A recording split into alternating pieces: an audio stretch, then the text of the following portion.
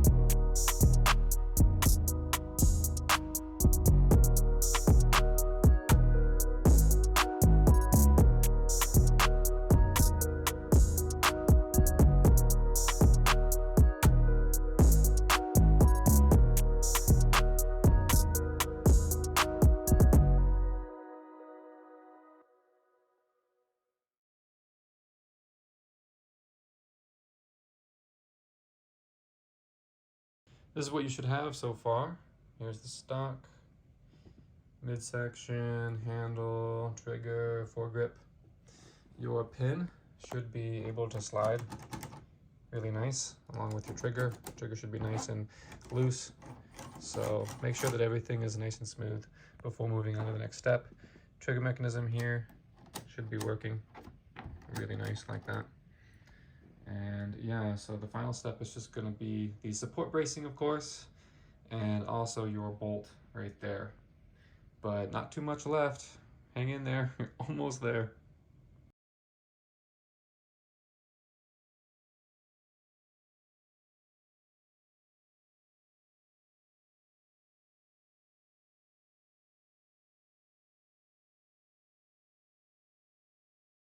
Okay, now that you've installed the bolt, make sure that it's really loose. It should just literally be able to fly back and forth nice and smoothly, like that.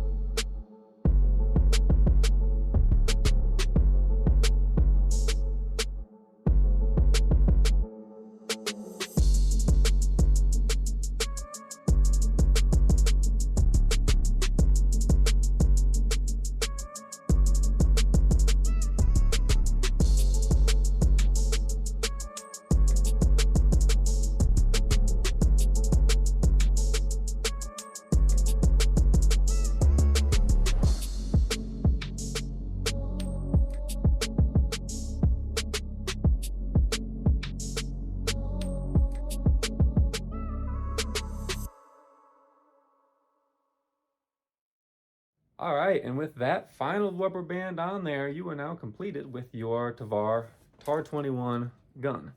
So just go over a few things, make sure that your bolt is sliding really smoothly, trigger's working. The bolt should just come forward when you pull the trigger. That's how loose it should be. If it's not, it's probably because you maybe forgot to put the spacers in between here, maybe. But now you have a decision to make with what rubber band you're going to use for your firing pin. And it'll vary depending on what firing pin you have or that you made. So if you made it how I like it, or how I instructed you to in the video, with the plastic bonder, then you can band this thing up with like 2, 3, 117s, or maybe 264s, and just go to town. And like I said in previous videos, if you made a weaker pin, then you'll have to use less rubber bands. One thing's to note, do not go ham with the rubber bands. The trigger on this gun is not as strong as on the EBR. It's only 1 layer thick, so you could risk breaking the trigger if you put too many rubber bands on there. So I just have 117, and I figured I'd go ahead and put it on there for you. So I like to have the pin forward, and you're just going to take your 117 and kind of just put it on there because it's a female ball socket joint, so it's really easy just to take rubber bands and put them on and off. Once you get it, this is what it is going to look like, as you can see right in here, right there. It's kind of how it's slotted, and then you're going to want it to go along this wheel and all the way up to the yellow rod. And then afterwards, this is an unfinished pin, so it might not work out for me, but we'll see. Oh yeah, it's fine. So that's what it should be, shooting like, just like that. And then of course, your magazine, don't overload this either, because the internal pusher is mounted on a Y-clip. You'll actually break that off if you put too much pressure on this piece. But a 32 or 33 will work just fine. I like to hold it with my thumb, and then I just like to load it like this. I prefer the blue clips to go facing backwards to the pin so that I'm not cracking my gray connectors. Once you have a fully loaded magazine, that's what it should look like that. And let's see if it's gonna work. You probably have to do some panel breaking, like I said on the EBR, just to kind of loosen up the internal panels a little bit. And make sure that when you're pushing the bolt forward, you give it a little bit of oomph, just to make sure that it loads. So let's just go ahead and see if this guy loads. Oh yeah, no problems. So yeah, this is the TAR-21. I hope you guys like the gun. I hope you build it, and just, yeah, and if you do, let me know how it went, and let me know what modifications that you are gonna plan to build or do to the gun. Yeah, this is by far probably the most advanced gun that I've posted instructions for. And so yeah, once again, thank you guys so much for watching, and I will see you in the next video.